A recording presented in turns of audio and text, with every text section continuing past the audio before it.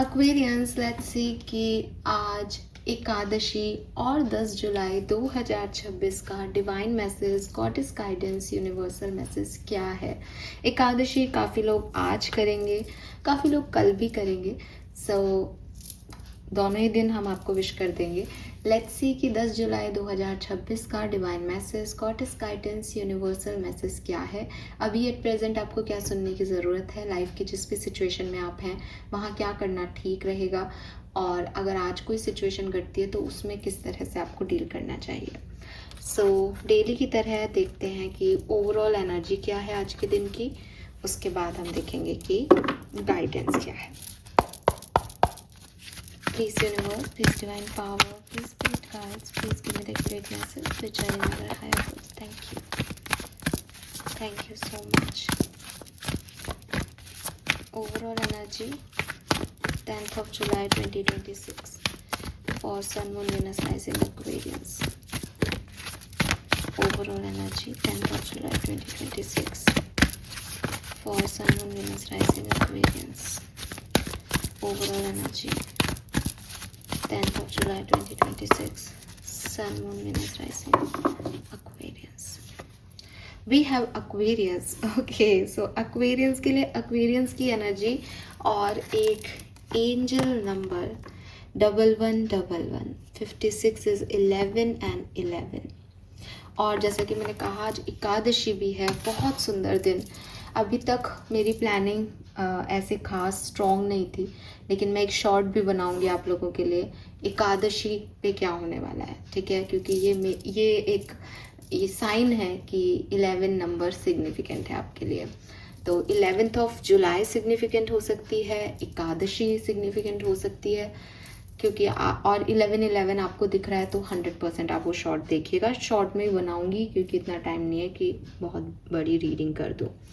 So we have Aquarius, आपकी राशि यहाँ पे है। Aquarius is all about freedom for sure.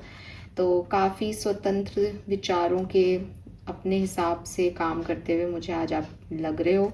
आपका दिल दिमाग भी इस तरीके की एनर्जी में रहेगा कि मेरी मर्जी, ठीक है।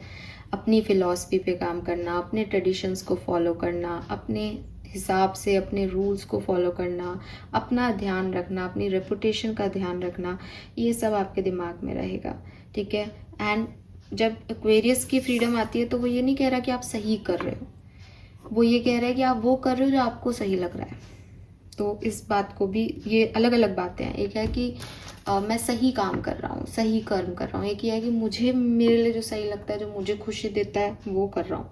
दोनों में फ़र्क है, ठीक है।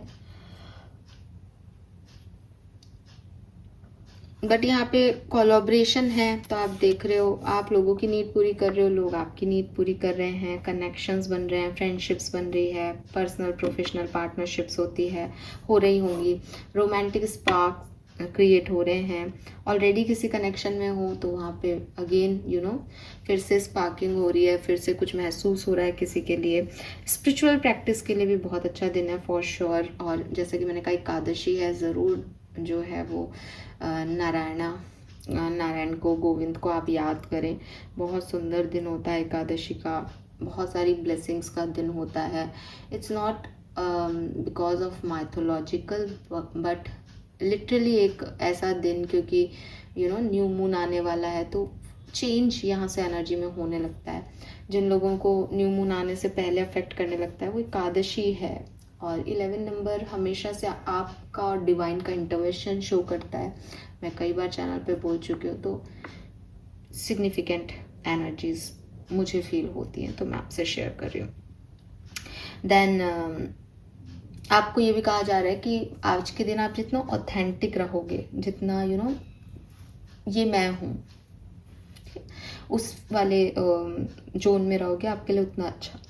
रियलिटी में जीना, अपनी इंडिविजुअलिटी में जीना, ये है। और लोगों की सेवा करो, लोगों की मदद करो, लोगों के लिए काम करो। कोलैबोरेशन आ रहा है। एक्वेरियस का साइन जो है उसमें ही एक मटके का या घड़े का सिंबल है, जो बताता है आपको लोगों की प्यास बुझानी है, आपको लोगों के लिए कुछ करना है। तो आप होंगे भी ऐसे, क्योंकि आपका नेचर है लोगों के लिए, गिवर नेचर है आपका। तो उस गिविंग एनर्जी में रहें आप आपके लिए अच्छा है। गाइडेंस क्या है एक्वेरियंस के लिए? Guidance for Aquarians, transformation.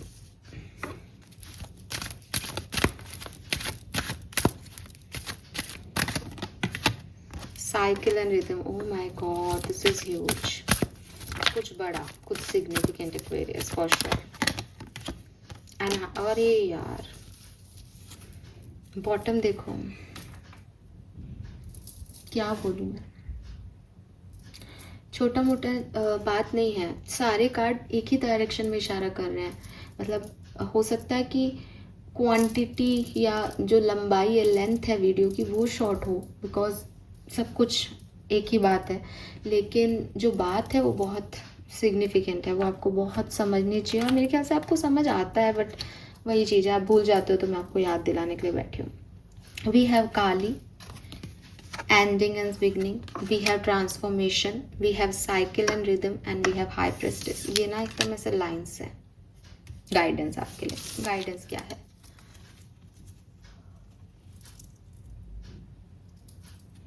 Old must be release so that the new can enter.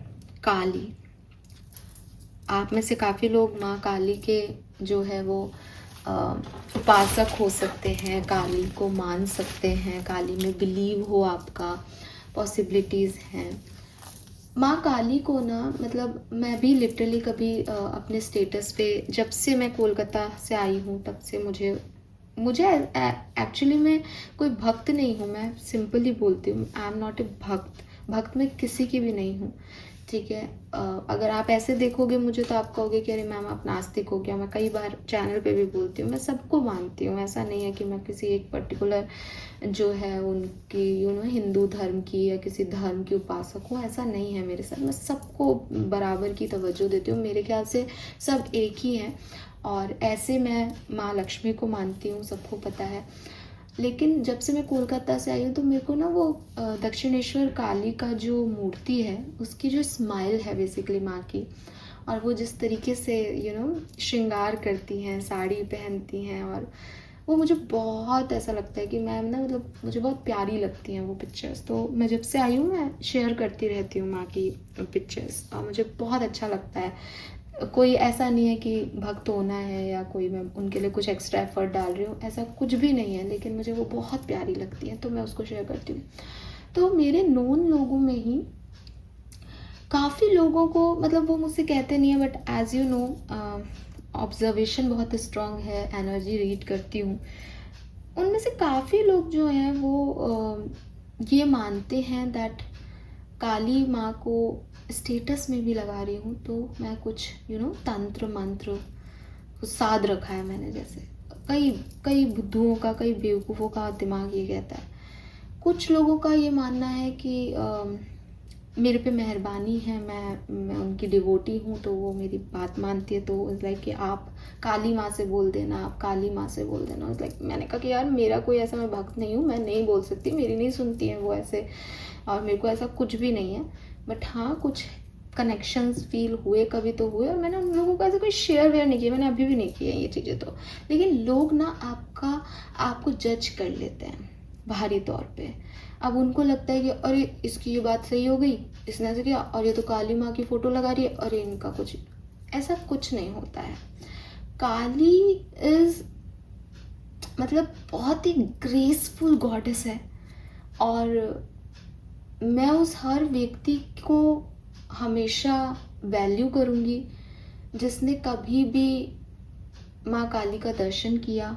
मैं सबकी ऊपर जो है वो ना क्वेश्चन कर सकती, ना मैं जो है उनकी श्रद्धा पे कोई प्रश्न लगाना चाहती हूँ। लेकिन मेरे लिए रामकृष्ण परमहंस, और रामकृष्ण परमहंस के बारे में जब मैंने पढ़ा, उन्हीं दिनों मैं मतलब एक रिसर्च करके ही चीज़ों में आगे बढ़ती हूँ, तो मैंने पूरी रिसर्च की, तो मैंने पढ़ा, तो मैंने यही देखा कि वो भी वैसे जो है डिवोटी नहीं थे। वो भी एक ऐसे व्यक्ति नहीं थे जो उनकी पूजा सुबह शाम और जिसे कहना चाहिए कि परंपराओं के हिसाब से चल रहा, नहीं। उनका कनेक्शन डेवलप हुआ उनके साथ, और जब कनेक्शन आपका बनता है तो आप रीति रिवाजों से कनेक्शन नहीं बनाते, 108 बार सुबह 5 बजे मंत्र पढ़ने से देवी आपको नहीं मिलती। देवी आपको मिलती है क्योंकि देवी आपके भाव देखती है। सो ये जो आपका कनेक्शन है डिवाइन से, ये ना तो किसी पर्टिकुलर विद्या से मिल रहा है, ये आपका है और आपको मिलना है, आपका डिवाइन ग्रेस है कि आपको मिला। और काली जो है जब किसी को मिली, किसी को दिखी, किसी के लिए वो काम कर रही है, तो वो माँ काली ने चाहा है।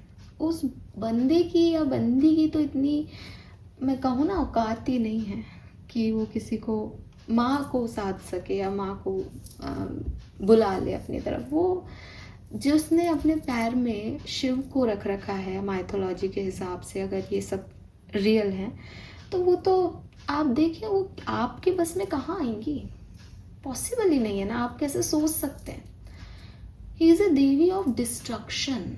वो तब आई, उनका जो ओरिजिन है वो तब हुआ जब सबने हार मान ली कि साहब हम नहीं कर सकते इस रक्त बीज का नाश, ये तो मरता है और दोबारा हो जाता है, इसका नाश हो ही नहीं सकता, इसको वरदान मिला है तो क्या करें। तब एक ऐसी गॉडेस क्रिएट हुई जो डिस्ट्रॉय कर ही सकती है, जो क्रिएट ही इसलिए की गई कि साहब मैं ख़त्म करूँगी। तो काली हमेशा आपके लिए पॉजिटिविटी लाती है। काली हमेशा आपको उसी मुकाम पे मिलेगी जब आप किसी नई बिगनिंग की तरफ जा रहे हो। लेकिन किसी नई बिगनिंग के लिए किसी पुरानी चीज़ का अंत बहुत ज़रूरी है। तो जितने भी लोग माँ काली को मानते हैं वो माने, वो एक्सेप्टेंस दे काली की एनर्जी को कि काली है तो ट्रांसफॉर्मेशन लाएगी, काली है तो चेंज करेगी। और चेंज क्या करेगी, हो सकता है कोई आउटर सिचुएशन आपका चेंज करके किसी नई सिचुएशन में ले जाए। पहले आप इंडिया में काम कर रहे थे, आज आप यूएस में काम करेंगे। हो सकता है कि किसी सेम सिटी में आपको किसी ऑफिस से कहीं ले जाए। हो सकता है कि वो आपकी सिचुएशन आपको ले जा करके नहीं बदल रही, बल्कि आपके आसपास वालों को बदल रही है कि बॉस ही चेंज हो गए, हेड ही चेंज हो गए डिपार्टमेंट के, तो अब बताओ नए लोगों से बनाओ। वो आपकी लाइफ में चेंज लाएगी ही लाएगी। और जब चेंज हमारी लाइफ में आता है तो कुछ एंडिंग्स के साथ ही आता है। जब तक आप अपने घर में पुराने सोफे को उस जगह से नहीं हटाएंगे, नए सोफे को नहीं रख पाएंगे। आपके पास बड़ा घर है, आप दूसरे को उसमें शिफ्ट करोगे, लेकिन आप उस सोफे का, नई चीज का आनंद तभी ले पाओगे जब आप पुराने को रिप्लेस करो, पुराने को हटा दो। चाहे उसे एक कोने में रखो, चाहे दूसरे कमरे में रखो, लेकिन नई चीज का मजा लेना है तो पुराने को छोड़ना ही पड़ेगा। आप एक साथ दोनों सोफे पे नहीं बैठ सकते। तो यूनिवर्स और माँ काली की प्रेजेंस यहाँ आपको एक स्पेसिफिक मैसेज दे रही है कि अगर आपकी ज़िंदगी में आपने कोई एंडिंग्स देखी हैं, या आप देख रहे हो, या आप आने वाले 1-2 दिनों में देखो, तो लेट इट बी, इन्हें होने दें। ये एक साइन है कि आपकी लाइफ में कुछ बदलने वाला है, कुछ न्यू बिगनिंग्स आने वाली है। कोई छोड़ के जा रहा है, उसे जाने दें। कोई चीज़ आपको अच्छी नहीं लग रही, आपको लग रहा है ये क्या हो रहा है मेरे इर्द गिर्द, ऐसा क्यों हो रहा है, सब कंफर्ट में बैठा था, कब तक कंफर्ट में बैठोगे। एक बहुत सुंदर स्टोरी मैंने देखी कि एक चूहा जो है वो राइस की डब्बे में गिर गया गलती से। अब जैसे ही डब्बे में गिरा, उसको तो मज़ा आ गया, वो खुश हो गया, अरे ये तो बहुत अच्छा है, मैं तो चावलों में बैठा हूँ, रोज खाता, मज़े करता, सो जाता, फिर खाता, फिर मज़े करता, सो जाता। उसको बहुत आनंद आ रहा था, एक तरीके से उसका कंफर्ट क्रिएट हो गया था, उसको कहीं कुछ नहीं करना पड़ रहा, हट्टा कट्टा मोटा हुआ जा रहा है अपने, और खा रहा है और सो रहा है, खा रहा है और सो रहा है। लेकिन समय के साथ वो बॉक्स खाली होने लग गया। 5 किलो का 10 किलो का बॉक्स था और अब उसमें चावल जो है वो आधा 1 किलो ही रह गए। और अब चूहे को लगा कि साहब बहुत हो गया, ये तो चावल वावल ख़त्म हो रहे हैं, अब कितने दिन इसमें रहेंगे। उसने सोचा अब निकला जाए यहाँ से, लेकिन चावल जब तक थे तब तक तो बॉक्स भरा हुआ था, जो उसका मुंह था बॉक्स का वो बिल्कुल ऊपर था। वो चाहता पहले दिन गिर गया था तो ऊपर उचक के बाहर आ सकता था क्योंकि चावलों पे था। अब चावल जैसे जैसे नीचे बैठे वो भी नीचे आ गया और मुंह ऊपर रह गया। उसमें इतनी सामर्थ्य नहीं थी, खा पी के इतना मोटा हो गया था कि वो छलांग भी नहीं लगा पा रहा था ऊपर जाने के लिए। तो आपका कंफर्ट आपसे बहुत सी चीज़ें छीन लेता है जो आपको उस समय नहीं समझ में आता, लेकिन जब आपको बाद में रियलाइज़ होता है तो आपको अपनी गलती समझ आती है कि अच्छा मैंने 1-2 साल के 5 साल के कंफर्ट के लिए जिन चीज़ों को गवा दिया है लाइफ लॉन्ग, वो बड़ी भारी कीमत देनी पड़ रही है मुझे। ऐसा आपके मेरे साथ हुआ हुआ भी है, मेरे साथ तो हुआ हुआ है। मैं तो इस कहानी को इसीलिए इतना एक्सपीरियंस करके सुना पा रही हूँ because I totally understand it कि कंफर्ट में बैठना क्या होता है। और कई बार हम ऐसा ही करते हैं कि कौन जाएगा, कौन उठेगा, कौन मेहनत करेगा, ठीक है ना, जहाँ है बढ़िया है। लेकिन वो ठीक है हमें 2-4 साल बाद लगता है कि नहीं। और हमें जब चूहा नीचे जा रहा होगा उसको हर एक मुकाम पे ये फीलिंग आ रही होगी यार अब चलें, लेकिन उसने कंफर्ट चुना। और हम भी ऐसा ही करते हैं, हम कंफर्ट चुनते रहते हैं हमेशा अपने लिए। यूनिवर्स हमें चांस देता है, वो हमें अक्ल देता है, हमें गाइडेंस देता है, हमारी गट फीलिंग देता है कि ये गलत हो रहा है, गलत कर रही है, गलत कर रहा है। हमें समझ नहीं आता, हम ये कहते हैं कि यार जब तक मिल रहा है तब तक तो जी लो। हो सकता है उस दिन वो बाहर निकलता, अपनी स्वतंत्रता देखता, घूमता फिरता, स्ट्रगल करता, थोड़ा सा स्ट्रेंथ आती उसकी बॉडी में, लेकिन उसने ये चूज ही नहीं किया। कमज़ोर अलग हुआ और अंततः मारा गया। तो आप उस चूहे जैसे नहीं हो। अपनी लाइफ में आ रहे चेंज को कंफर्ट में से जो है वो रिप्लेस नहीं करें, आने दें चेंज को, देखें क्या चेंज है। कोई भी नई चीज़ है वो बिगनिंग में डराएगी, लेकिन बहुत ज़रूरी है अगर आपको अपनी लाइफ को चेंज करना है, बहुत ज़रूरी है अगर आपको आगे बढ़ना है, क्योंकि life is a cyclic pattern. Life smooth line नहीं है, लाइफ एक सर्कल है। इसीलिए हम इन्फिनाइट का साइन बनाते हैं कि घूम फिर के हमको उसी परमात्मा के पास जाना है, लेकिन बहुत सारे उतार चढ़ाव हमारी लाइफ में आएंगे। यही साइकिल है लाइफ का, यही साइकिल नेचर ने आपको हर जगह दिखाया है कि समुद्र का पानी ऊपर उठेगा, वही बादलों से बारिश बन के फिर समुद्र में आ जाएगा। यानी गिव एंड टेक चल रहा है। आप एक सांस एनवायरनमेंट से अंदर लोगे, वही सांस कार्बन डाइऑक्साइड के साथ एनवायरनमेंट को वापस दे दोगे। किसी का कुछ जाया नहीं हो रहा, किसी का कुछ खत्म नहीं हो रहा, सब आ जा रहा है। इसी तरह दुख और सुख आ जा रहे हैं। बहुत ज़्यादा सुख मिल जाएगा तो चूहे की तरह कंफर्ट में आ जाओगे, अपनी स्ट्रेंथ डेवलप नहीं कर पाओगे। बहुत ज़्यादा दुख आ जाएगा तो भगवान पे फेथ नहीं कर पाओगे, अपनी पावर्स का यूज़ नहीं कर पाओगे। इसलिए हर चीज़ एक साइक्लिक पैटर्न में चल रही है। तो अपनी लाइफ के साइकिल को समझने की कोशिश करें। आपको कई बार आपको ऐसा गाइडेंस मैंने ही दिया होगा, या आप कई लोगों से सुनते होंगे कि अरे साइकिल है तोड़ो इसे। हर साइकिल तोड़ने के लिए नहीं होता, कुछ साइकिल समझने के लिए भी होते हैं। और लाइफ का साइकिल जिसे कहते हैं हम कि व्हील ऑफ फॉर्च्यून, समय का पहिया, वो ऐसे ही चल रहा है। कभी आप ऊपर पहुंच जाते हो उसमें व्हील में, कभी आप सबसे नीचे आ जाते हो, बट ये चल रहा है। जिस दिन ये रुक जाएगा लाइफ ख़त्म। तो जब तक ये चल रहा है तब तक ही लाइफ है, तब तक ही एक्सपीरियंसेस हैं, तब तक ही इमोशंस हैं, तब तक ही फीलिंग्स हैं। इसको ऐसे ही चलने दें। आपको लगे नहीं मैं तो ऊपर बैठा हूँ, मेरे को तो रोक दो यहीं पे, नीचे नहीं जाना, मुझे दुख नहीं देखने, आप कुछ ना कुछ गवा रहे हैं, आपको समझ नहीं आ रहा क्या। क्योंकि भगवान ने अगर आपको और मेरे को ऐसी लाइफ दी है तो उनके बहुत बड़े कारण होंगे जो आपको समझ नहीं आ रहे शायद। कोई भी व्यक्ति जो महान है उसने अपनी लाइफ में परेशानी नहीं देखी, ऐसा हो ही नहीं सकता। और कोई भी व्यक्ति जिसके पास सब कुछ है उसने अपनी लाइफ में ज़ीरो नहीं देखा, हो ही नहीं सकता। बस फ़र्क इतना है कि जिनके पास थोड़ा बहुत होता है और जो डरते हैं वो हमेशा परेशान रहते हैं, हमेशा कोसते रहते हैं अपनी ज़िंदगी को भी और अपने आप को भी। आपको वो नहीं बनना Aquarius. And then we have the High Priestess. You have that divine power. High Priestess का कार्ड टैरो में नंबर 2 की एनर्जी है, लेकिन रोमन लेटर में 11 के रूप में सजेस्ट होता है। You have divine knowledge that can help others through your spiritual teaching. आपके अंदर बहुत नॉलेज है, ये जो बात मैं आपको बता रही हूँ ये आपको पता है, ठीक है, लेकिन आप भूल जाते हो। तो मैंने सिर्फ आज आपको याद दिलाया है कि आपके अंदर ये भी पावर्स हैं। तो हर बिगनिंग के लिए एक एंडिंग ज़रूरी है। अगर आप माँ काली को नहीं मानते तो भी माँ काली आपको याद कर रही है, आप जाएं, उनको ढोक दें, उनको थैंक यू बोलें इस गाइडेंस के लिए, बिकॉज ये मैं नहीं, ये वही आपको बता रही हैं शायद। और अपने ट्रांसफॉर्मेशन के लिए तैयार रहें, तैयार हो जाएं। ऑलरेडी चल रहा है तो एक्सेप्टेंस दें उसे खुशी खुशी कि जो होगा वही लिखा है, मैं उसको बदल नहीं सकता, ठीक है। स्पिरिट मैसेज क्या है एक्वेरियस 10 जुलाई के लिए, और आज 10 नंबर की एनर्जी है। 10 इज फाइनल, खत्म, the end. If you find yourself stuck in a situation you are unhappy with, ask yourself why you are still there. Is it fear of the unknown?